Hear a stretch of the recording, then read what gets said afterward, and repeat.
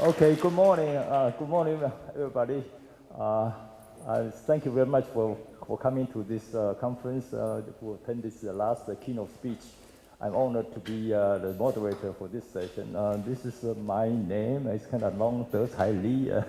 Okay, I'm a computer scientist by training from the United States. I got my degree from University of Illinois, in Champaign a couple of decades ago, and then I taught at Northwestern University for 20 years before I returned to Taiwan in 1998. And as the name is quite long, so in the US, people refer me by the first name initials, DT. And DT nowadays is very popular because it stands for digital transformation. All right, so here today we have this a keynote speaker by Dr.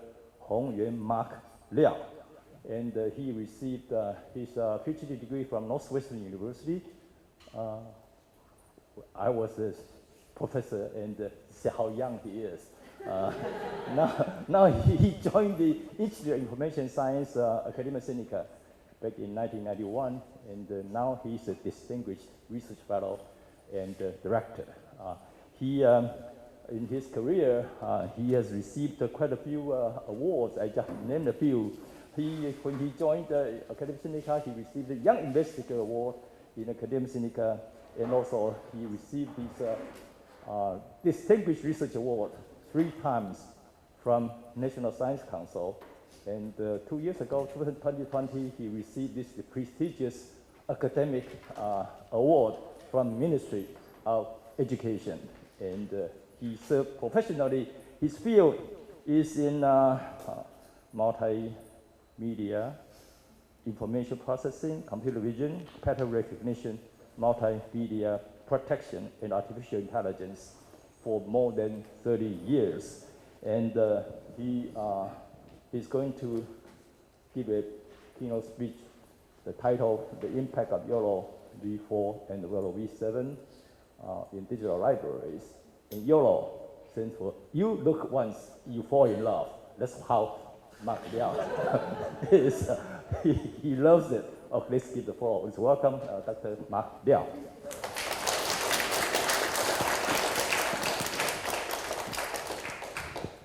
First I was saying DT, but DT maybe forgot already. He served my master degree defense committee. And that was year 1985. At that time I was, a kid. Today I changed my title a little bit to the impact of YOLOv4 and YOLOv7 in digital library, because I know this society is most related to digital libraries. From year 2002 to year 2012, I participated in Taiwan's National Digital Archive program, which was divided into 2 5-year programs. From year 2002 to year 2006, it was called the National Digital Archive Program. And from year 2008 to year 2012, it was called Taiwan e-learning and the Digital Archive Program. The program is responsible for digitizing items with historical and cultural values. As the R&D division PI, DT at that time was the PI of the headquarters. I was division PI. And I was responsible for processing these multimedia data, including pre-processing, analyzing, and then annotating this data. With proper annotation, future users can easily perform a quick search on this digitized data. In this multimedia, text is unique and does not require additional annotations. Other multimedia information such as images, film, and so on, all need to be processed, analyzed, and then annotated. Let's use this deep learning-based image captioning as an example. The system we developed simply describes a group of people crossing a street in a city. And this work was done several months ago with my team. Okay? And the two images were separated by 1 second. Maybe you will ask why the system we developed is so amazing. It can detect all pedestrians, buildings, cars, roadside flags, and so on in real time. Detecting and describing objects in images is not an easy task, and this example is used to illustrate how difficult it is to describe the contents of an image. The questions asked are, what is the scene? Where is this place? What objects are in the scene? And how far is the building? Human beings can answer based on their past experience. Say, this is outdoor, lakeside, there are boats, pier, and the building in the scene. The building is about 50 meters away, and these answers are easy for human beings, but hard for computers. For example, what is framed by the yellow bounding box is a building, and the humans can tell at a glance because the human brain has been trained by the environment for decades. But what the computer sees is a bunch of numbers. Since in digital library-related projects, all meaningful objects in foreground and background of an image have to be segmented and then annotated. Therefore, object detection becomes the first processing step before annotating or understanding a complete image. In order to describe the content of an image, the traditional computer vision system starts with low-level processing. It first executes edge detection and then segmentation, hoping that areas with similar semantics will form a close contour, and then extract features from the framed content to complete the higher-level description. But as shown in this slide, edge detection is an ear-post issue, and the complete closed contours cannot be formed. In order to perform segmentation, traditional computer vision people develop various segmentation algorithms, but it is still a very engineering ear-post problem. The segmentation results produced by trying active contour model shown in this slide are not accurate at all, and of course the subsequent description will be deeply affected. Fortunately, in year 2010, Li Feifei and Deng Jia from Stanford University used deep learning to train 21,000 different object categories based on 14 million images, end-to-end. And this is equivalent to generating a visual dictionary of 21,000 types of objects. The success of ImageNet is a revolution to all fields, including biology, computer science, and of course, the field of digital library. For example, the image on the left contains a dog, a bicycle, and a car. After querying the ImageNet-based visual dictionary, the system can quickly frame the positions of the dog, bicycle, and the car. In the past, it was impossible to locate foreground objects so quickly and accurately using traditional computer vision method. Similarly, for video content, we can do the same. We can also train an action dictionary. When a video input with a certain action is entered, the system will compare the action dictionary and reply to the user what action it is. Okay, so the object detection is actually a must in all fields. YOLOv4 and YOLOv7, which are both deep learning based one-stage object detectors developed in Taiwan will be introduced in this talk.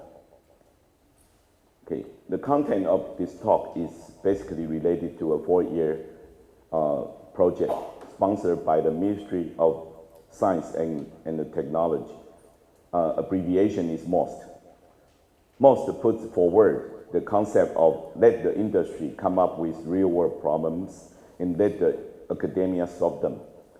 So we chose Yilan Electronics to work together to solve Yilan in Chinese, Yilong Dianzi. We work together to solve a smart city traffic flow solutions. Okay, and here are the objectives we set for the MOST 4-year project. Since I'm senior enough, so I have I need to have some goal before retirement. Right? So first we try to bring academic research and development capabilities into industry. And second, we try to commercialize artificial intelligence technology, let the products enter the international market. And the last is most importantly, let the world see Taiwan. Okay, so the project team has several consensuses. First, we select the real-world issues given by the industry and try to solve them in a scientific way. Second, team members should not only think about publishing papers. Try to introduce science into the problem-solving process. Now I would like to talk about this most sponsored project. The two parties involved in this project include the Institute of Information Science Academia Sinica and a listed integrated circuits company called Yilan. Okay, the goal of this project are roughly as follows. Yilan Electronics installed 2 different types of camcorders at 5 consecutive intersections on a main road in Taoyuan, Dayuan, which is close to the airport. One is a 330-degree fisheye camcorder, and this camcorder is responsible for computing the traffic flow within a depth of 80 meters at the intersection. The other type of camcorder is a gun-type camcorder, and each intersection they allocated 4. It mainly calculates the traffic flow from 4 directions. Through the exchange of traffic parameters between intersections, traffic signals can be dynamically controlled. And the first year of our project is to use fisheye camcorders to perform traffic flow analysis at intersections. In this kind of environment, the most important problem to be overcome is how to perform deep learning in the distorted feature space.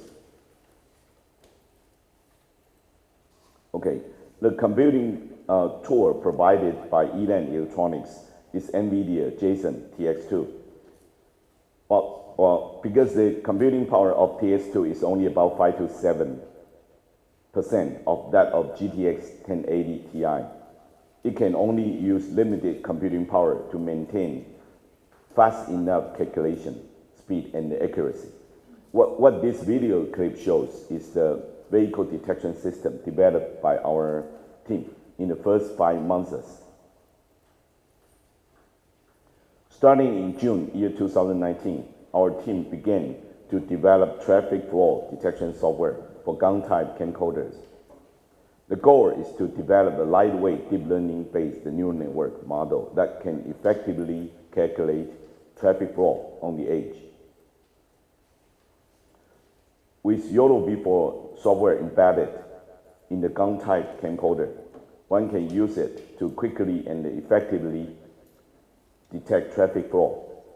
The YOLOv4 we developed can detect various vehicles at a speed of 430 frames per second. And during the night, YOLOv4 can still efficiently detect most of the vehicles. With the traffic parameters extracted in the previous processes, they can be transferred to each other, and the people can use this information as the basis for dynamic control of traffic signs. And here's a simulation. This is a bird view of the consecutive intersections in Taoyuan Dayuan. We expect to dynamically adjust the traffic signals by passing traffic parameters between road intersections. Next, I will talk about the development history of object detectors. If we want to talk about an object detection system based on deep learning, we must talk about ImageNet. As I said before, ImageNet was developed by Li Feifei and Deng Jia in year 2010. They used 14 million images as materials and uses deep learning to automatically classify them into 21,000 types of objects. And this is equivalent to automatically completing an image dictionary with deep learning method. And if we start with this visual dictionary, many computer vision topics can be redefined. We are proud to say that from year 2020 to the present, Taiwan has been #1 in the world on the issue of object detection. The systems developed during this period include YOLOv4, YOLOv, and the YOLOv7. Deep learning-based object detector is mainly divided into two categories. One is one-stage object detector, and the other is two-stage object detector. The most representative two-stage object detector is RCNN series. The RCNN series object detection system divides the entire object detection process into two steps. The first step is region proposal, feature extraction from these regions, and SVM-based classification. In the second step, a trained deep neural network is used to execute final classification task. The main difference between one-stage and the two-stage object detector is their head. One-stage object detector uses stance prediction, while the head of two-stage object detector is sparse prediction. Generally speaking, the main body of deep learning-based object detector is divided into 3 steps, among which the backbone is responsible for feature extraction, the neck is responsible for feature organization, and the head is responsible for making appropriate prediction. The development process of YOLOv4 did not succeed all at once. In fact, it went through 2 stages. That is the development of partial residual network in year 2018 and the development of cross-stage partial net in year 2019. Without the development of PRN and the CSP net, YOLOv4 won't be that successful in year 2020. Next, I will introduce in detail all these processes. Traditional CNN training often relies on backpropagating gradient to train the weight of the network. But a deep neural network is usually very deep. Therefore, the design of residual net is to worry that the magnitude of a gradient will be getting smaller and smaller when it is transmitted far away. So a copy is sent to all subsequent layers. However, making copies to all layers will cause a great burden on the network due to repeated calculations. Okay, so we cannot afford it because Elon Electronics only gave us TX2. The computing power is only about 5 to 7% of the GTX 1080 Ti. So in order to solve above redundancy problem, we proposed a network architecture called partial residual network, abbreviated PRN. The design concept is to split the backpropagated gradient flow, and this design can reduce redundancy and retain the advantage of the ResNet. Next, I will elaborate in details how the layer level design of PRN was accomplished. in year 2018. We proposed two versions of partial residual network. The partial residual network is shown as it, and its variant will be shown in the next slide. The design here can maintain the same amount of parameters, computations, and the connections. On the other hand, the amount of gradient combinations and the variability can be increased. The design shown in this slide is the variant of the previous one. With this design, we are able to cut down the amount of computations and the parameters while increasing the gradient combinations. We compared the proposed partial residual network with the state-of-the-art object detection algorithms based on speed and average precision. In terms of speed, PRN can reach 100 frames per second, which is 2 times faster than YOLOv3 and 3 times faster than M2DAT. As for the average precision, PRN is 4% and 6% less than YOLOv3 and M2DAT, respectively. Since the performance of PRN couldn't beat YOLOv3 and M2DAT much, we started to have a stage-level design, and we call it cross-stage partial network. The design concept of CSPNet is still based on gradient floor split.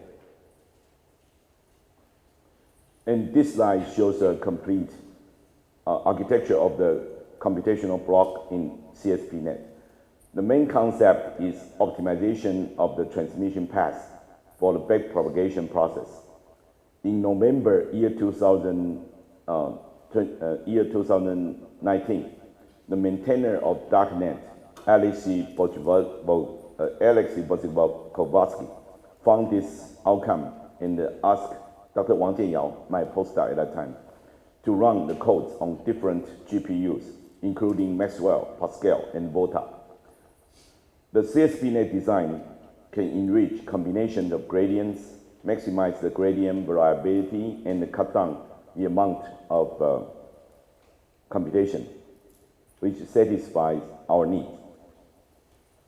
If we incorporate design concept of CSPNet into the state-of-the-art object detection algorithm, for example, the combination of CSPNet and the ResNet 50 can reduce floating point operations by 22%. If one only considers the frame rate, bringing in the concept of CSPNet can significantly improve the AP50 by 20% in the SunderNet case, 9% in the CenterNet case, and 30% in the PD case. This figure shows the comparison of YOLOv4 with state-of-the-art algorithms run on Volta GPU, based on the Microsoft Cocoa dataset. The one who developed Microsoft Cocoa dataset was also in my lab for 1.5 years. The horizontal axis in this frame is the frame rate, and the vertical axis indicates average precision on the left and AP50 on the right. As we can see, YOLOv4 beats all state-of-the-art object detection algorithm in terms of speed and accuracy. And let me show you this slide. It's prepared by Alexei Bozikovsky as a demo.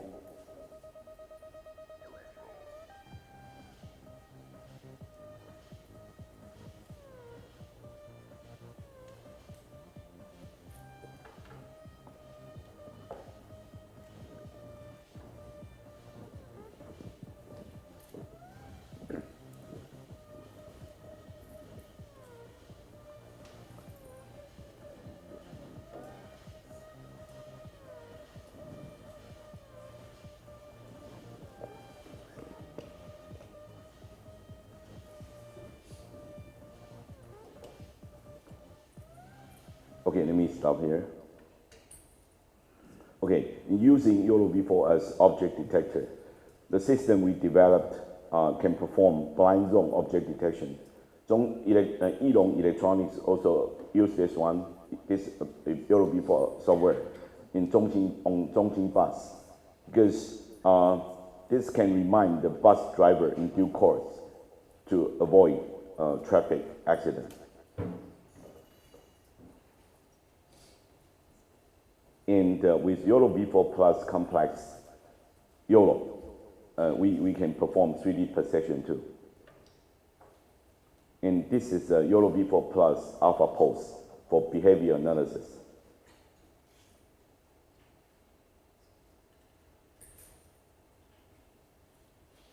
Okay, and since open source, YOLOv4 has a great impact on scientific research in various fields.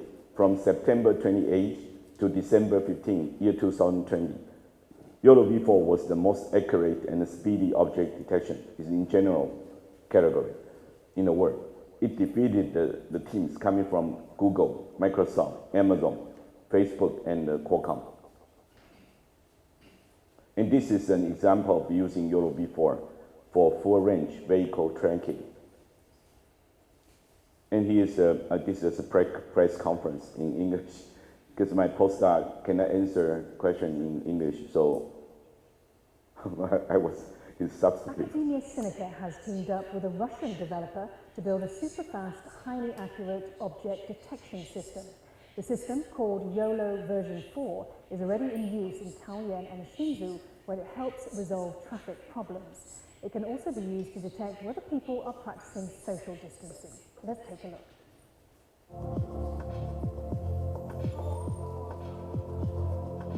As soon as humans enter the frame, this object tracking system calculates the distance between them. The boxes are green when people keep at least 6 feet apart. This system can also detect whether the people are wearing masks. Application can be anywhere, right? Anywhere, including I forgot to wash my hair that day. medical, different area, as long as there's a need of object detection. For example, there's an example about social distance. They use the detector as a first stage and detect the human being walking within the field of view and try to calculate the distance. The AI-based real-time object recognition system is called YOLO, which stands for You Only Look Once. The original version was created by Joseph Redman in 2016. The fourth version, the latest one yet, was developed by Alexei Borovsky and 2 researchers from the Academia Sinica, Liao and Mark Liao. It uses artificial intelligence to detect objects, track and judge much faster and more accurately than before. Usually we say real-time means it's 30 frames per second. Currently, YOLOv4 is able to achieve 430 frames per second. That means 10 times faster than human beings. One of the biggest applications for the system is traffic image recognition and traffic flow analysis at intersections. The technology has been installed in Taoyuan and Hsinchu. So these road intersections can detect real-time information and pass this information to each other, so that we are able to dynamically control the traffic light without the intervention of human beings. Researchers have moved to allay concerns over privacy and security concerns over the new technology. This is Dr. Wang. Complete all the calculations directly on the He's now assistant professor in our institute. You don't have to worry about the privacy of the people at the intersection, or worry that what you do in the car will be seen by others. The data is all handled by the machine on the local side and will not be uploaded to the cloud. It is relatively safe and privacy is protected. Since the release of the open source code in April, tens of thousands of people worldwide have tested and applied the algorithm. For Taiwan, it's a milestone in computer engineering, as well as a big step toward developing smart cities. For Most of News, Stephanie Yang, Liao in Taipei. Okay, in the related paper is also a very impressive publication citation record.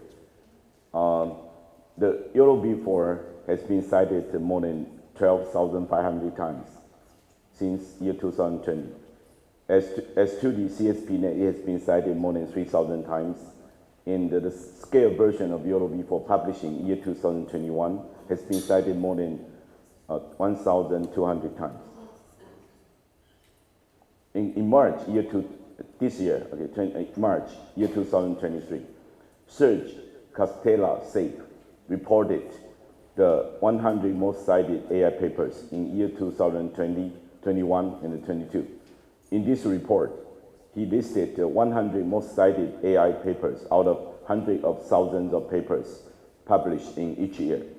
Taiwan has 2 papers chosen in year 2020's list. One is YOLOv4, ranked number 3, and the other one is Scale YOLOv4, ranked number 68. And here's a list of top 5 in year 2020's list. The top 3, the first one is, number 1 is Google's Vision Transformer with close to 12,000 citations at that time. Number 2 was OpenAI's GPT-3 with 8,070 citations. And the number 3 is Academia Sinica Taiwan YOLOv4 with 8,014 citations dated March 2nd, year 2023. Next, I will talk about the development process of YOLOv7. Probably I have to cut it short because I'm not going to run into details later because you will feel boring, you know, listening to those boring things. I will try to cut it down. Yeah. Let me summarize the design concept evolving from YOLOv4 to YOLOv7. Basically, PRN is a layer level design. The CSP-net is a stage level design. The design of PRN and the CSP brought the big success of YOLOv4. Hence, during March year 2021 to March year 2022, we further designed a network level architecture, including YOLO-R in the ELAN, which results in the big success of YOLOv7. Usually, a CNN used for classification contains 3 to 5 stages. Between neighboring stages, a pooling layer or a convolutional layer with a stride greater than 1 is often used to perform downsampling. The feature map of the last stage is often associated with the global average pooling layer and the fully connected layers to get the final output. Okay, the PRN developed in year 2018 is a layer level design, but this design was not successful. Since the performance of PRN did not reach the best, in June year 2019, we designed a stage level design called CSP-net. Since the design was a great success, we were thinking what would be the next if we want to proceed to the next stage. Okay, usually people consider network architecture, feature integration method, detection method, loss function, label assignment method, and the training method as key factors for designing speedy and accurate object detectors. In the design of YOLOv4, our focus will be on network architecture optimization and training process optimization. I try to cut it down, short. 10 minutes left, right?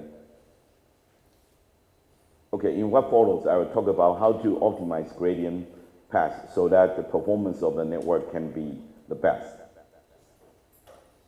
From year 2018 to present, we use gradient path analysis as a basis for layer level design, stage level design, and the network level design. CSP-net belongs to the stage level design, whose design later received the great success. As for efficient layer aggregation network, abbreviated ELAN, it belongs to the network level design, and its characteristic is to optimize the entire network performance. Since ELAN fully plans the gradient path, new layers cannot be stacked arbitrarily when ELAN is extended.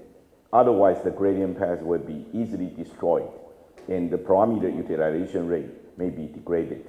Therefore, we propose a cardinality-based extension method to further design ELAN. In what follows, I will show you how to deal with the model scaling issue in a concatenation-based model. First of all, what is model scaling? Usually, a deep network is run on cloud. The number of layers is about 100 layers or more. As for the notebook level GPU, its number of layers is about 50. As for edge, such as mobile phone, only about 10 layers is allowed. Model scaling is the strategic consideration of network design when it is necessary to roam among the cloud, notebook, and mobile phones. Usually there are a number of factors will affect the performance of the network when model scaling is happening. They are the resolution of input images, number of layers, number of channels, and the number of feature parameters. And the design strategy is to seek the best trade-off among network parameters, computation, inference speed, and accuracy. Okay, when scaling up the depth of a concatenation-based model, the width of the model has to be changed as well. In YOLOv7, we consider the amount of memory a gradient path takes. Usually, the shorter the gradient path, the more powerful the network can learn. Okay. Well, Dr. Lee, can I skip this part? And just, we just show some demo. Okay, because see somebody is positive. All right, let me skip. Let's go to the last part, right? Because we already. Well, this is really boring. Right? When I write this paper, I feel boring. Okay, let's see. Let's take a look on this one. This is to use YOLO-R, okay, part of the YOLOv7 design to perform multiple object tracking using MOT year 2020 dataset.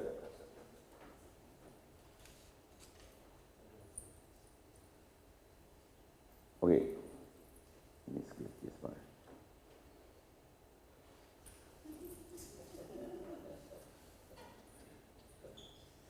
This theory will kill you. Okay, so in post estimation, since YOLOv7 simultaneously has the advantage of both YOLO-R and ELAN, it can achieve state-of-the-art performance in the competition of AP50 and AP75. Let's skip this part too. Okay, yeah. So now, actually, YOLOv7 is a new champion on real-time object detection.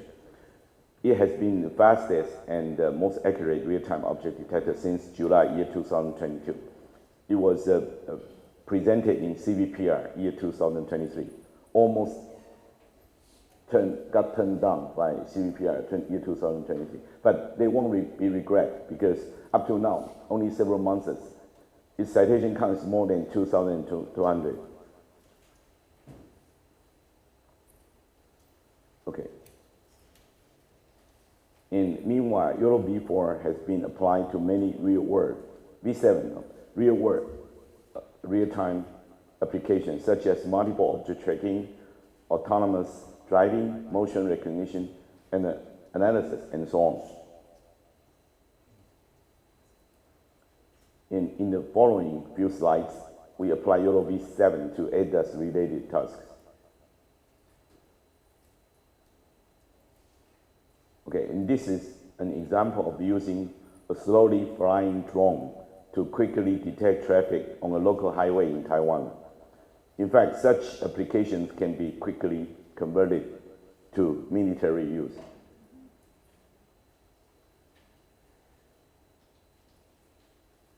This is an example of applying YOLOv7 to detect traffic during the night.